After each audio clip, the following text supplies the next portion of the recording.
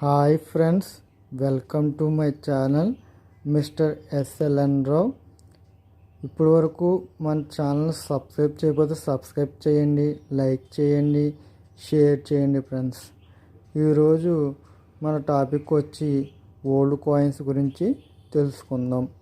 Old coins అంటే దాదాపుగా కొన్ని రాగి నాణ్యాలు, అదేవిధంగా అల్యూమినియం నాణ్యాలు, స్టీల్ కాయిన్స్, ఇలా రకరకాల కాయిన్స్ ఉన్నాయి.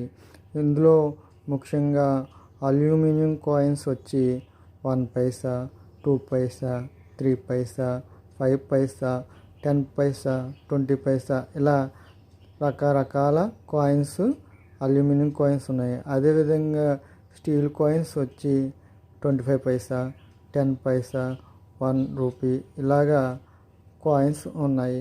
అదేవిధంగా అల్యూమినియం కాయిన్స్లో 20 పైసా, అదేవిధంగా 10 పైసా చాలా వరకు చూసి ఉండవచ్చు.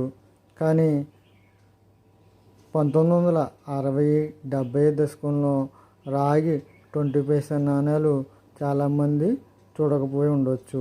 ఇందులో సూర్యుడు మార్కు ఉంటుంది, అదేవిధంగా కమలం మార్కు గుర్తులతో కూడా ఉంటుంది. అదేవిధంగా కాయిన్స్ గురించి మరిన్ని విషయాలు ఈరోజు వీడియోలో తెలుసుకుందాం. కాయిన్స్ను ముద్రణ చేసే స్థానాలను బట్టి కాయిన్స్కు రకరకాల పేర్లు ఉన్నాయి. అందులో నోయిడా మింట్ అని, కలకత్తా మింట్ అని, బొంబాయి మింట్ అని, అదేవిధంగా హైదరాబాద్ మింట్ అని, ఇలాగా మింట్ అని పిలుస్తారు. అంటే ఆయా ప్రదేశాల్లో ముద్రణం జరిగి బయటికి రావడం ద్వారా వాటికి ఆయా ప్రదేశాల మింట్లుగా మనం పిలవడం జరుగుతుంది. ఇందులో సాధారణంగా చాలా కాయిన్స్ మట్టికి 4 రకాల మింట్స్ ఉంటాయి. అంటే ఒకటే కాయిన్ 4 చోట్ల తయారవచ్చు, ఒకే సంవత్సరంలో కూడా తయారవచ్చు, లేదా వేరే సంవత్సరంలో వేరు స్థానాల్లో తయారై ఉండవచ్చు. ఈ కాయిన్స్ తయారీ విషయంలో భారత ప్రభుత్వం చాలా శ్రద్ధ వహిస్తుంది. ఓకే ఫ్రెండ్స్, ఇప్పటి వరకు మన ఛానల్ సబ్స్క్రైబ్ చేయకపోతే సబ్స్క్రైబ్ చేయండి, లైక్ చేయండి, ఈ వీడియోని మరింత మందికి షేర్ చేయండి. ఈ రోజు నుంచి మనం లాంగ్ వీడియోస్ కూడా చేస్తున్నాము.